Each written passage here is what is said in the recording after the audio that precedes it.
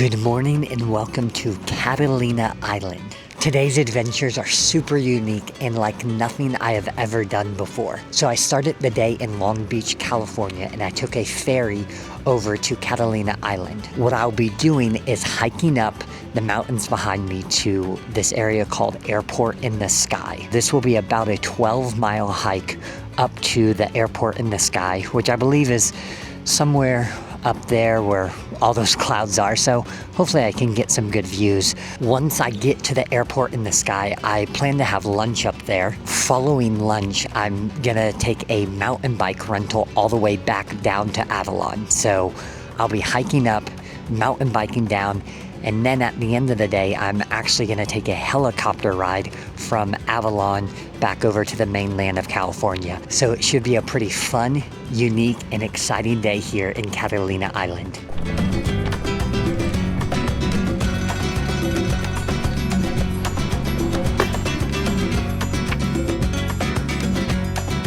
Something worth noting is there's actually a trail system that goes across this entire island that is called the Catalina Trail, and it's about 38 miles total. I forget how much elevation gain, but it's a lot, and that would be a serious trek.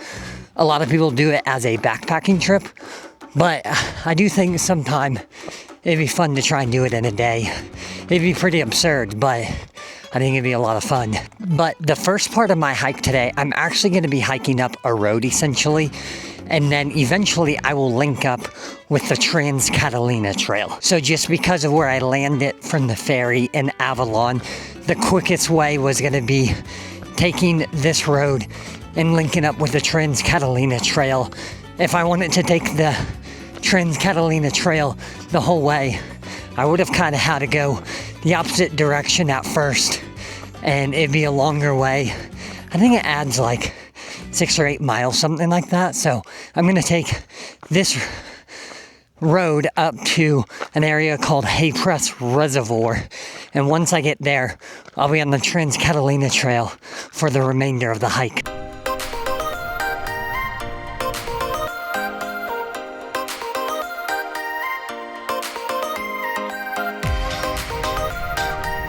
One thing I'm already loving about this island is just how peaceful and quiet the island is. Even in the town of Avalon, it was super quiet, super peaceful. Now granted, I was there at like 7:30 in the morning, so that could be a factor, but it just feels so peaceful and quiet here, especially out here in the backcountry of the island, so to speak. It's just incredible. You hear all the birds and just no one's out here. It's awesome. Something else noteworthy is there's actually bison that live on this island. Back in the 1920s, they were apparently filming a Western movie and brought just a couple bison out here for the film, and then they didn't want to transport them back, so they left them here.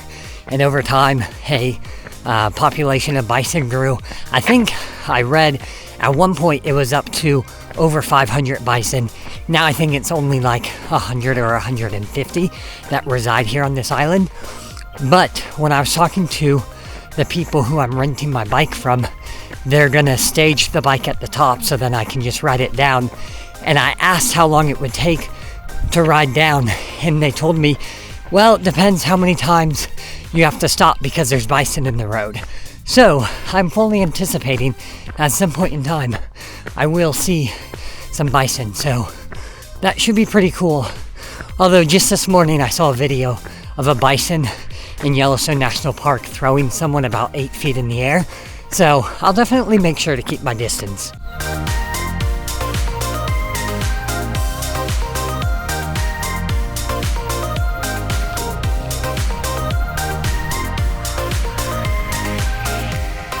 Something that is just incredible about Catalina Island is the weather here. So I was looking at the weather, and basically for the foreseeable future, the high is 75 degrees and the low is 65. So pretty much as perfect as can be. And I was doing some research, and even at the hottest time of the year, it'll maybe get to 85. And then during the winter, like at the coldest time of the year, it'll maybe get down to about 60. So pretty much year round, perfect weather here, which just makes all these outdoor activities, hiking, running, biking, just so incredible out here. It's kind of funny, but at the bottom when I was in Avalon, I said, I've never been to the Mediterranean, but this sure does feel like it. And then I was talking to a guy who was biking up, and he made a comment how this is the Mediterranean of California. So I guess there really is that type of similar terrain here as the Mediterranean. So if you want to get to the Mediterranean way quicker and way cheaper from anywhere in the United States, just fly somewhere into the LA area, take a ferry over to Catalina Island, and you're basically there.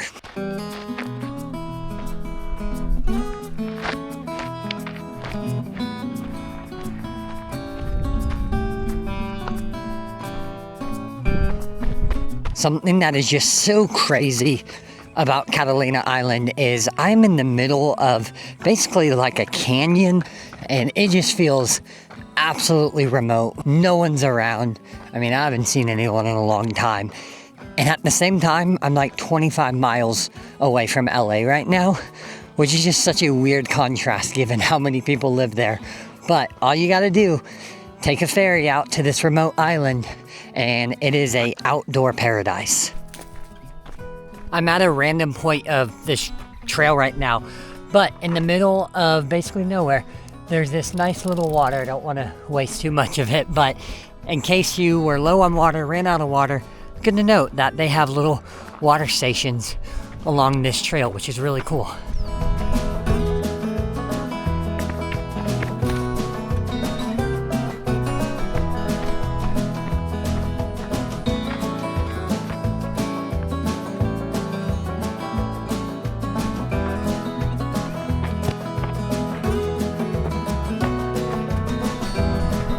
Something good to note about this trail is the cadence is you kind of start at a high point, then you go down a steep section, and then it kind of levels out a little bit.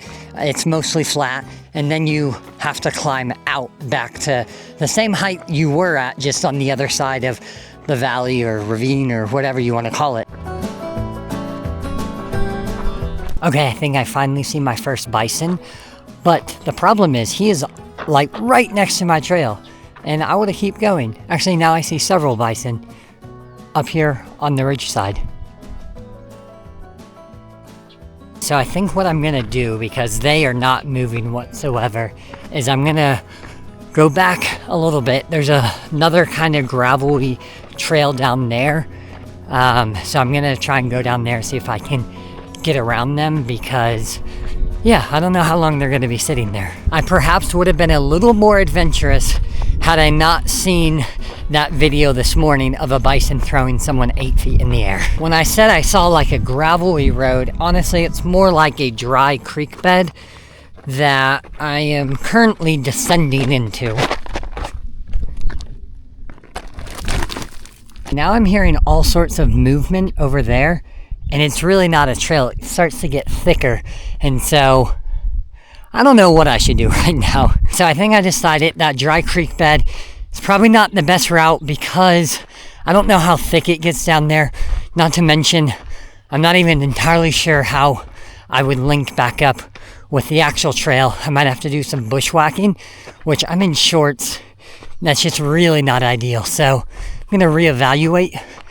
The bison are still on my trail, and if they are, I might have to backtrack some and figure out a way to loop around. Just reevaluate it, and I count at least 7 bison, and they're literally next to the trail. So I definitely am gonna have to go back, loop around, and hopefully I can find a cut over and get back on the trail. The other problem is I don't have any sort of map, because I have 0 service right now, which I have my All Trails route downloaded, but I can only do so much if I go off the trail, and so I really need to stay near the trail. It's kind of hard to see because my camera does not exactly zoom in, but the trail is right up there, and the bison are right there, so even if I continue to go around, I'm not entirely sure how I'm supposed to link back up over there, so this is getting really annoying. I think I'm a safe distance past them now,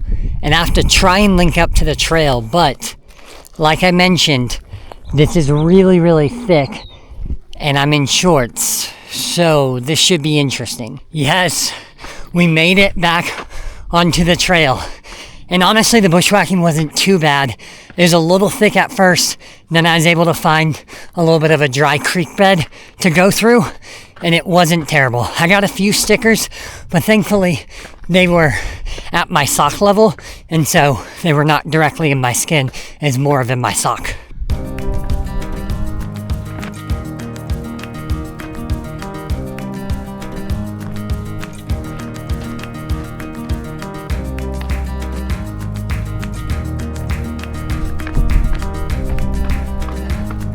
You have a lot of time to think whenever you're on a trail by yourself and you're not encountering any people whatsoever. But something that I just keep thinking about is I really do believe that it was divine providence that I saw that bison video earlier today. Not saying I would have been careless or reckless with them otherwise, but that definitely gave me way more caution around them and probably caused me to go even further out of the way. So I don't know, some people would call that coincidence, but in my opinion, that's just one of those small examples in our day-to-day lives that we don't even think about just the Lord being involved in.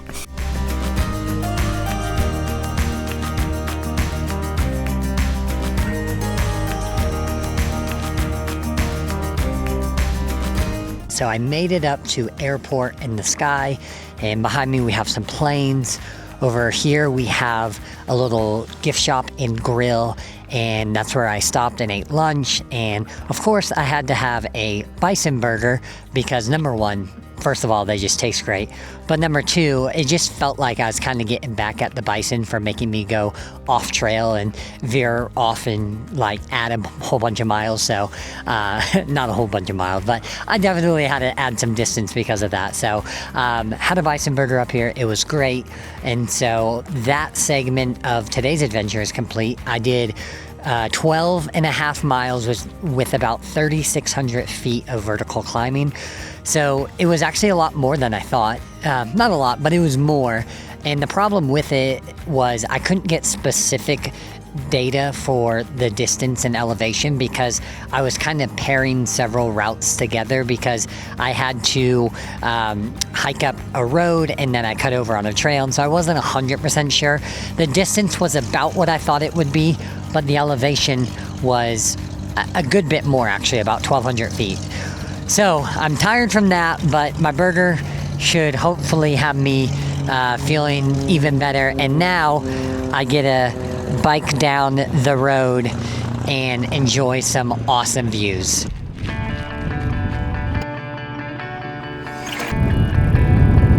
I had to stop because this view is absolutely awesome. So right behind me we have the Pacific Ocean, and you're looking out towards the mainland of California. You can actually see it better now than you could earlier this morning because of fog, but that's mainland California behind us over there.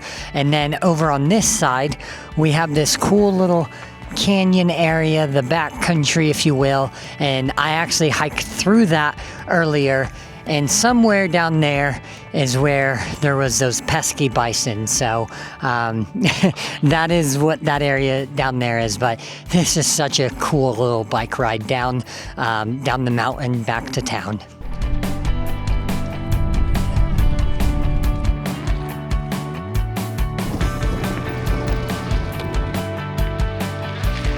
I can now see the town of Avalon back behind me, which means we're starting to get close. I think I am about 3 to 3.5 miles away from the town of Avalon. But more significantly, this is the part of the road that I actually hiked up earlier. And so I know from here it's all downhill, which is very nice, because although the ride down from the top is mostly downhill, that first part does have some uphills, and man, those are really, really challenging to bike up. And I now have even more respect for those people, those bikers I encountered earlier today coming up this road, because let me tell you, it is a workout. But now I just have the bike ride down, and my biggest concern is just making sure I don't get going out of control fast, because it's really easy to start getting really fast, and there's loose gravel, so it can be kind of sketchy if you get going too fast. So I'm gonna try and moderate my speed.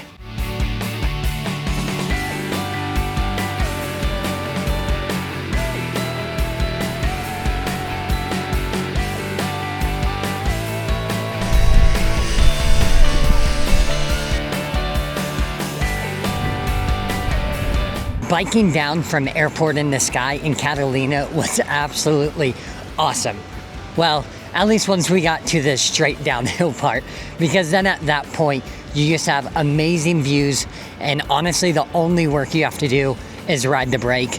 And you do definitely have to ride the brake quite a bit, but it was an absolute blast. Something I have found kind of interesting here, but it seems like the primary mode of transportation is by golf cart here, which I guess does make sense. It's a small island and small road, so it honestly makes sense, especially once I heard that gas is like $9 a gallon here. So definitely understand why people are just driving around golf carts everywhere. Walking through town again after I dropped off my bike, and it definitely was way more activity this time of day.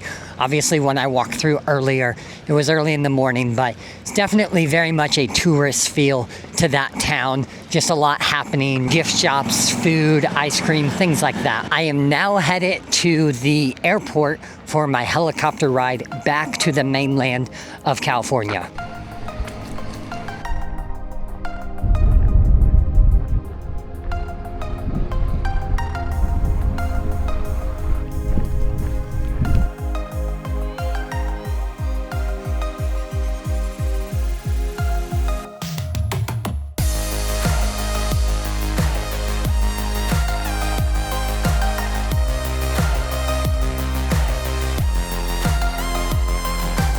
Just got back to the mainland of California after that helicopter flight from Catalina Island over to Long Beach.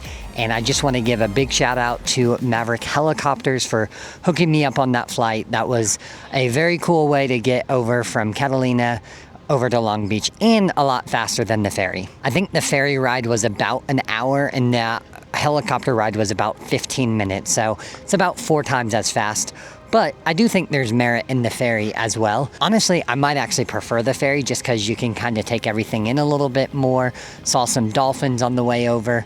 But obviously in a helicopter is a different perspective, and it's also very cool. So that will put a wrap on my Catalina Island adventures today. In total, I ferried 22 miles. I hiked/ran about 12 and a half miles. I biked 10 miles, and then I took a helicopter ride back over here. So it's been a pretty action-packed day, and what a cool way to see Catalina Island. Thank you guys so much for watching this video. If you liked it, if you would hit the thumbs up button, that helps a lot. As well as if you would subscribe, that really means a lot for my channel's growth as well. Thanks again, and I'll see you in the next video.